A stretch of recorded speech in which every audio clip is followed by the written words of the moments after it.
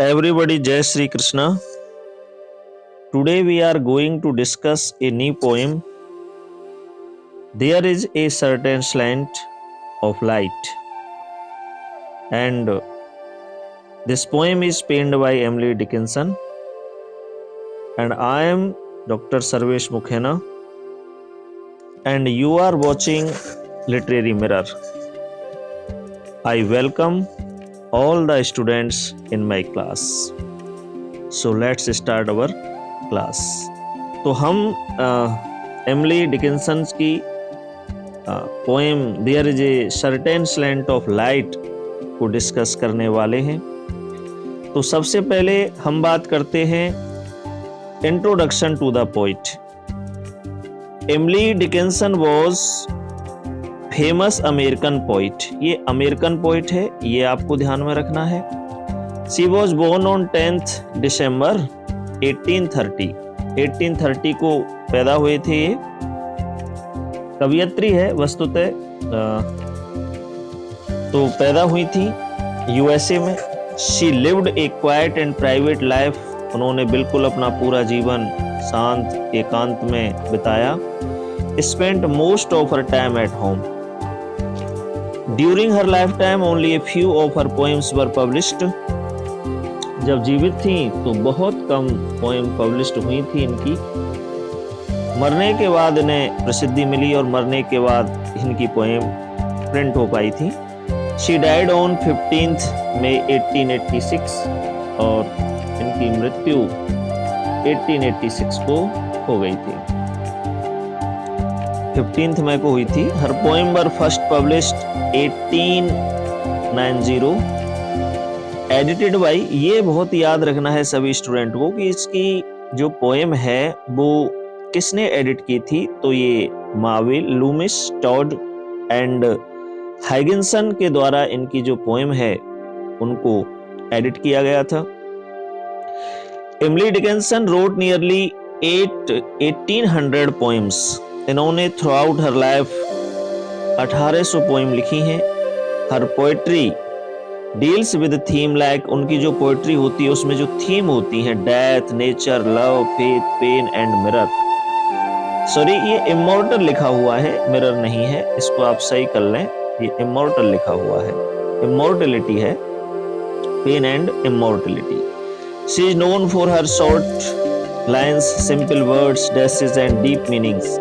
इनकी जो सबसे बड़ी विशेषता है वो ये शॉर्ट लाइन में लिखती हैं। जैसा अभी पोएम में आप देखोगे सिंपल वर्ड्स का यूज करती हैं, बिल्कुल पोएम बिल्कुल सामान्य होने वाली है। डैशेस का यूज करती हैं और डीप मीनिंग लिए होती है। She is considered one of the greatest poet in American literature. तो अमेरिकन लिटरेचर के महानतम कवियों में इनका नाम है। एक स्वीट सा इंट्रोडक्शन है। अब हम बात करते हैं पोएम के इंट्रोडक्शन की। पोएम क्या कहती है हमारी? तो पोएम एक लिरिक पोएम है।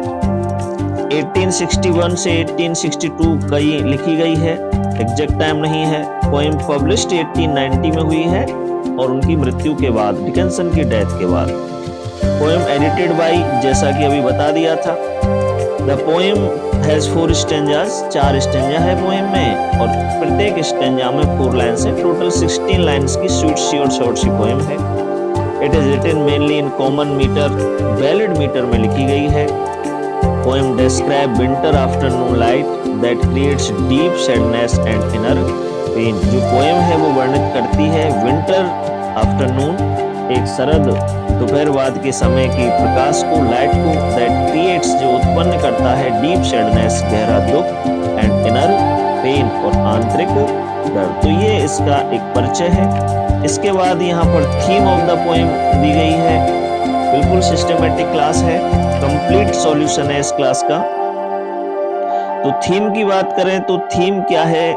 सर्टेन स्लैंट ऑफ लाइट का थीम है। Main theme of the poem is inner सोरो, आंतरिक दुख, एंड डेस्पेयर और निराशा, caused by an unseen force, जो किसी अदृश्य शक्ति के द्वारा पैदा होती है।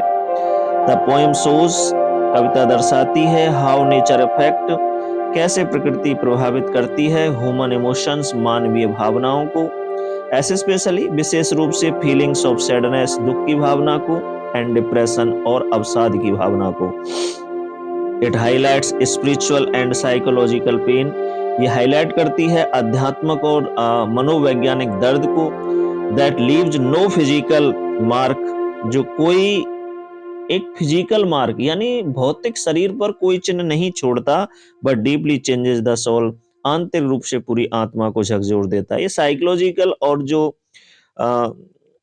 स्पिरिचुअल चीजें होती हैं, ये फिजिकली बॉडी पर कोई चिन्ह नहीं दिखाती, ये मनोदशा को खराब कर देती हैं, ऐसा पोएम में है। Another theme is the mystery of suffering, कष्ट का क्यों कष्ट है उसकी मिस्ट्री के विषय में है दूसरी इसकी theme. which cannot be taught or explained, जिसे बताया नहीं जा सकता, सिखाया नहीं जा सकता, only experienced, सिर्फ महसूस किया जा सकता है, अनुभव किया जा सकता है। The poem also connects sadness, जो पोएम है वो दुख से कनेक्ट है, with death, मृत्यु से, and silence और सन्नाटे से, showing emotional emptiness and isolation, जो दर्शाती है भावनात्मक रूप से खालीपन को और निर्जनता को। तो ये इसकी एक छोटी सी थीम लिखने की कोशिश की है। इसके बाद हम बात करते हैं हमारी पोएम की कि पोएम आखिर कहना क्या चाहती है स्टूडेंट से। तो लेट्स स्टार्ट। अब आप इस तरह से देखिए कि जो पोएटिस है, पोएटिस जो है उसको एक तिरछी सी एक रोशनी दिखाई दे रही है, और रोशनी में उसको क्या दिखता है इस चीज का यहाँ पर वर्णन है, तिरछा। तो देखिए पोएटिस कहती है कि there is certain slant of light, कि सर्दियों की दोपहर में एक विशेष प्रकार की रोशनी होती है, विंटर आफ्टरनून में।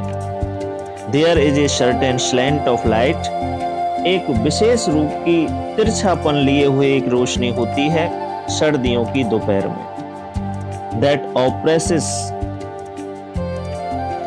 Like the heft of cathedral tunes, that oppresses, जो दबा देती है। अब किसको दबाती है? मन को, जो मन पर बोझ डाल देती है। सर्दियों में दोपहर में एक विशेष प्रकार की रोशनी होती है जो मन पर बोझ डाल देती है। लाइक सिमिली का प्रयोग किया गया है, लाइक द हेफ्ट, हेफ्ट कहते हैं भारीपन को, वेट, लोडेड, हैवीनेस, इसको कहते हैं। That oppresses like the heft of cathedral tune, tune, ये बोझ गिरजाघर में बजने वाले गंभीर गूंजते भजनों जैसा होता है। अब ये क्या कहना चाह रहा है पोएट इसमें कि ये जो बोझ है, ये रोशनी शारीरिक नहीं बल्कि मानसिक दबाव उत्पन्न करती है और मन को उदास कर देती है, ये आपको समझना पड़ेगा। Heavenly hurt, there is a certain slant of light, winter afternoons, सर्दियों की दोपहर में एक विशिष्ट प्रकार की आभा होती है, एक प्रकाश होता है, एक किरण होती है। दैट ऑप्रेसेस, जो मन को दबा देती है। Like the heft of cathedral tune, जिस प्रकार से गिरजाघर की कैथेड्रल की दुख से भरी हुई ट्यून मन को दबा देती है, मन को भारी करती है। अगले स्टेंजा में पोएटिस क्या कहती हैं?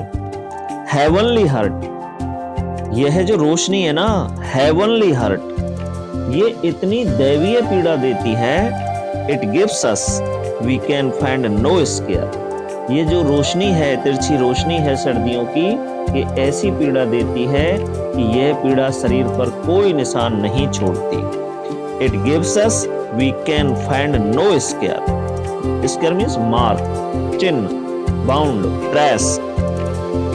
हेवनली हर्ट, ये रोशनी एक दैवीय पीड़ा देती है, यह पीड़ा शरीर पर कोई निशान नहीं छोड़ती।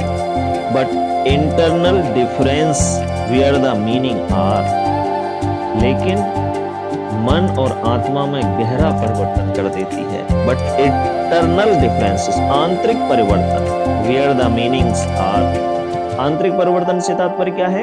मन और आत्मा में गहरा परिवर्तन कर देती है। और ये जो परिवर्तन है हमारे जीवन के अर्थों को प्रभावित करता है। वेयर द मीनिंग्स आर, ये देखो स्लैश के द्वारा लिखती है पोएटेस की ये विशेषता है। यह परिवर्तन हमारे जीवन के अर्थों को प्रभावित करता है और हमें भीतर से अंदर से बदल कर रख देता है।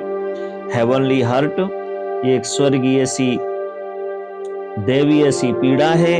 It gives us we can find no, ये जो रोशनी है इसके लिए लिखा है इट गिव्स अस, ये जो तिरछी रोशनी है ये हमें दैवीय पीड़ा देती है। We can find no scar, जिसका कोई भी चिन्ह हमारी फिजिकल हमारी बॉडी पर दिखाई नहीं देता। बट इंटरनल डिफरेंस, लेकिन आंतरिक परिवर्तन होते हैं, मन में परिवर्तन होते हैं, आत्मा में गहरा परिवर्तन होता है। वेयर द मीनिंग आर, और हमारे जीवन का अर्थ बदल जाता है। ये हमारे जीवन को पूरी तरह से प्रभावित करता है। नेक्स्ट थर्ड स्टेंजा में क्या कहती है पोएटेस, देखिए, none may teach it any, it is sealed as spear. Poetess कहती है कि इस पीड़ा को कोई सिखा नहीं सकता। नन में टीच इट, कोई इस पीड़ा को नहीं सिखा सकता। Any, it is sealed as spear, यह स्वयं अनुभव से आती है। नन में टीच इट, इसे कोई नहीं सिखा सकता, ये अपने अनुभव से आती है। It is the seal of despair, यह निराशा की मोहर है। It is the seal of despair, यह निराशा की मोहर है। एंड इंपीरियल एफ्लिक्शन, और ऐसी पीड़ा है जो अत्यंत शक्तिशाली और शाही जैसी लगती है, रॉयल लगती है। एन इंपीरियल एफ्लिक्शन, और ये ऐसी पीड़ा है जो अत्यंत शक्तिशाली और शाही लगती है। इंपीरियल मतलब royal, majestic, shahi. Saint us of the air, मानो प्रकृति या ईश्वर के द्वारा मनुष्य को दी गई हो। एयर का यह मतलब है एनवायरमेंट से लेना देना है, और एनवायरमेंट जो है वो गॉड का सिंबल है। तो ऐसा लगता है कि ये किसी ईश्वर ने हमें भेजी है। नन में टीच इट, कोई हमें ये नहीं सिखा सकता। Any, it is seal of despair, ये निराशा की एक मोहर है। एन इंपीरियल एफ्लिक्शन, ये कोई एक शाही पीड़ा है, अत्यंत शक्तिशाली और शाही पीड़ा लगती है। और Saint us of the air, और ऐसी प्रतीत होती है मानो की प्रकृति या ईश्वर द्वारा मनुष्य को दी गई है। लास्ट स्टेंजा में पोएटिस कहती हैं, When it comes, जब यह उदासी आती है। सर्दियों के वातावरण में एक उदासीपूर्ण माहौल होता है, उसको लेकर के ये बात बतलाई गई है। When it comes, जब ये उदासी आती है, the landscape listens, तो पूरी प्रकृति जैसे चुप हो जाती है। When it comes, जब ये उदासी आती है तो पूरी प्रकृति जैसे चुप हो जाती है। Shadow holds their breath, परछाइयां तक स्थिर हो जाती हैं। Shadow holds their breath, परछाइयां अपनी सांसें रोक लेती हैं। Landscape listens, लैंडस्केप सुनता है, परछाइयां सांसें रोक लेती हैं, अर्थात स्थिर हो जाती हैं। When it goes, और जब ये चली जाती है तो it is like the distance, यह it is like, ये उसी प्रकार से है, it is like the distance on the look of death, तो वह मृत्यु के चेहरे पर दिखने वाली ठंडी दूरी जैसी प्रतीत होती है। यह भयावह खालीपन भरी अनुभूति सी हमें प्रतीत होती है। When it comes, जब ये आती है, the landscape listens, तो भूमि तल सुनता है, अर्थात शांत हो जाता है, चुप हो जाता है। Shadow holds their breath, परछाइयां अपनी सांस रोक लेती हैं, अर्थात स्थिर हो जाती हैं। जब ये चली जाती है, when it goes, जब ये चली जाती है, it is like the distance, तो ये इस प्रकार से लगती है जैसे कि ये कोई दूरी हो। It is like a distance, जैसे मृत्यु के चेहरे पर छाई हुई दूरी जैसी दिखाई देती है। It is the like distance on the look of death, यह मृत्यु के चेहरे पर छाई हुई दूरी जैसी दिखाई देती है। तो ये हमारी एक छोटी सी पोएम है। इसके बाद इस क्लास के अंदर वर्ड्स मीनिंग दिए गए हैं। जिन जिन छात्रों को लगता है कि हमें चाहिए वो लिख सकते हैं, और वर्ड्स मीनिंग के बाद वर्ड्स मीनिंग सारे दिए हैं विद 3 सिनोनिम्स दिए हैं और एक स्वीट एंड शॉर्ट पोएम की एक्सप्लेनेशन दी हुई है। पूरी पोएम की एक साथ दे दी है, आप चाहो तो इसे भी पढ़ सकते हो। इस क्लास में इतना ही। Thank you.